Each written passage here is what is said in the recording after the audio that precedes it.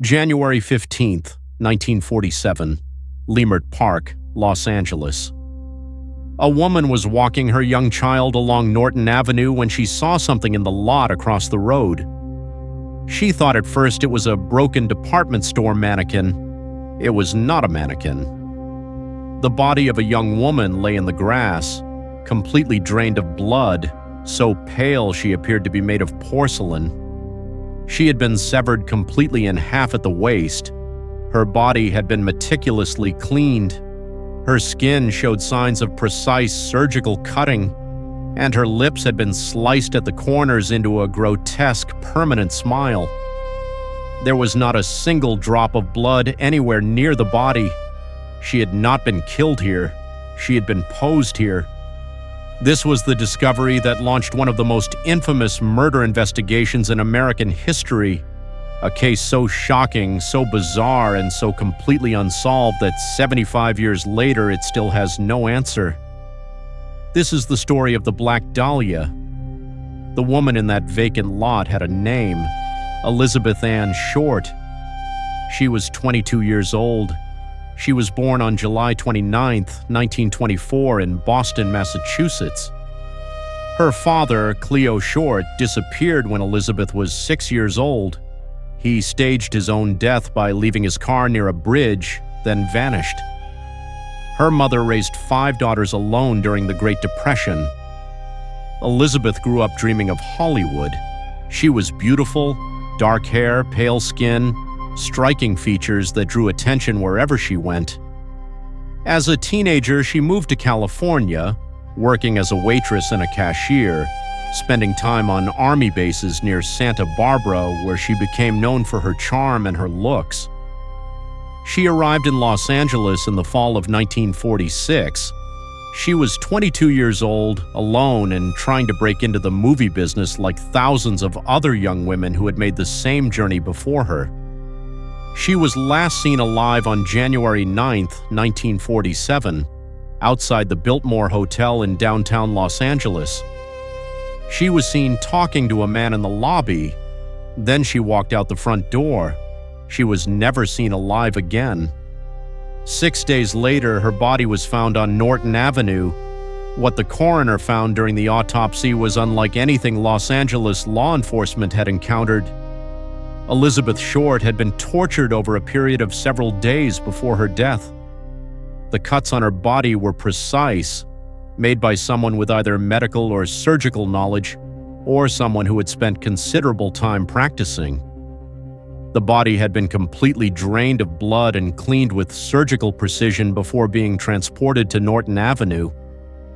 The positioning of the body was deliberate. Her arms were raised above her head. Her legs were straight. She had been placed, not dumped.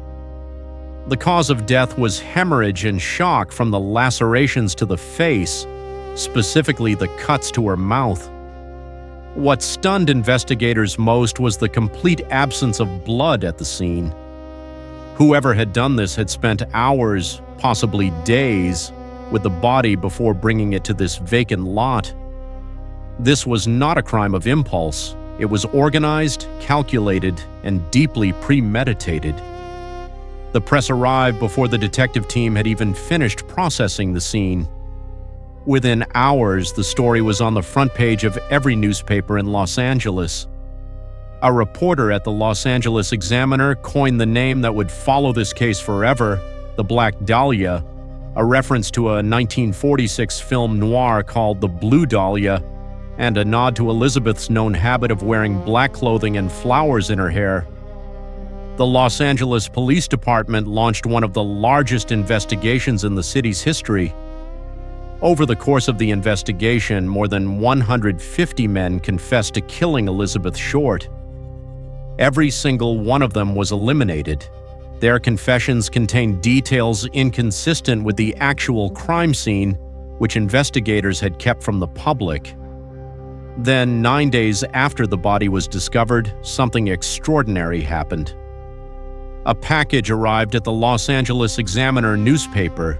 The return address was The Black Dahlia Avenger. Inside were items cut from Elizabeth Short's personal belongings, her address book, birth certificate, and business cards. Her name had been soaked off several items using gasoline. The package itself had been wiped clean of fingerprints. A handwritten note said, "Here is Dahlia's belongings, letter to follow." The letter never followed. Over the next several months, more letters arrived, all claiming to be from the killer. All were eventually dismissed as unreliable. The LAPD chased thousands of leads. None of them led anywhere conclusive. The investigation officially went cold in the early 1950s without a single charge ever being filed. Over 75 years, dozens of suspects have been named. Here are the most significant. Dr. George Hodel, the most credible suspect, a prominent Los Angeles physician with a history of disturbing behavior, including criminal charges that were later dropped. His own son, retired LAPD homicide detective Steve Hodel, spent years investigating his father and wrote a book concluding that George Hodel was the Black Dahlia killer. The evidence Steve Hodel assembled was circumstantial but compelling. His father had surgical skills consistent with the crime, he knew Elizabeth Short socially, and a photograph found in his father's belongings appeared to show a woman resembling Elizabeth. The LAPD had George Hodel under surveillance in 1950. Recordings captured him making statements that seemed to reference the murder. He died in 1999 without ever being charged. Walter Bailey, the neighbor theory. A surgeon who lived just one block from the Norton Avenue crime scene. He had recently separated from his wife, and his daughter knew Elizabeth Short's sister. Some researchers believe the proximity and the surgical nature of the crime pointed to Bailey. He died in 1948, one day after the first anniversary of the murder. Jack Anderson Wilson, named as a suspect by LAPD detective John St. John in the 1980s. Wilson was a drifter with a violent history who had been in Los Angeles at the time of the murder. An investigative journalist tracked him down and claimed he had confessed details only the killer could know. Wilson died in a hotel fire in 1982 before he could be formally interviewed by police. The surgical connection. What nearly all serious investigators agree on is this: whoever killed Elizabeth Short had significant knowledge of human anatomy. The precision of the cuts, the complete drainage of blood, the bisection of the body, these are not the actions of someone with no medical training. This detail has consistently pointed investigators towards suspects with surgical or medical backgrounds. The Black Dahlia case was not just difficult, it was sabotaged from the beginning. The LAPD in 1947 was a deeply corrupt institution. Officers routinely leaked information to the press in exchange for favors. By the time detectives arrived at the Norton Avenue crime scene, journalists had already contaminated much of the evidence. Critical details that should have been kept confidential were published in newspapers within hours. The mass of false confessions, over 150 in total, consumed enormous investigative resources. Each one had to be fully investigated and eliminated, and then there was the city itself. Los Angeles in 1947 was a place of transient populations, fluid identities, and powerful people who could make problems disappear.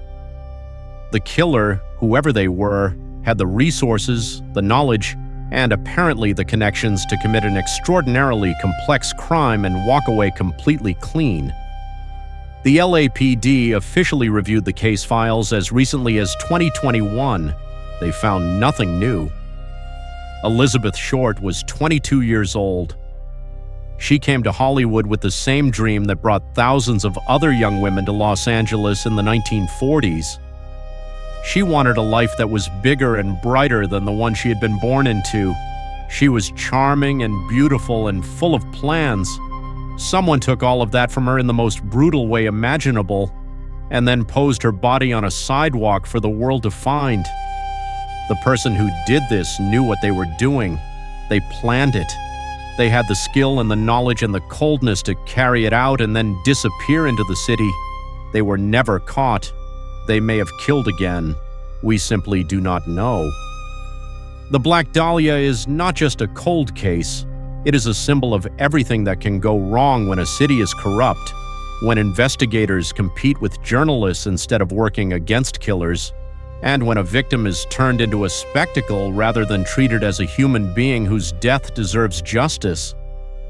Elizabeth Short deserved better than what Los Angeles gave her, both in life and in death. Do you believe Dr. George Hoddle was the killer? Or do you think the truth is still buried somewhere in those LAPD files? Drop your theory in the comments below.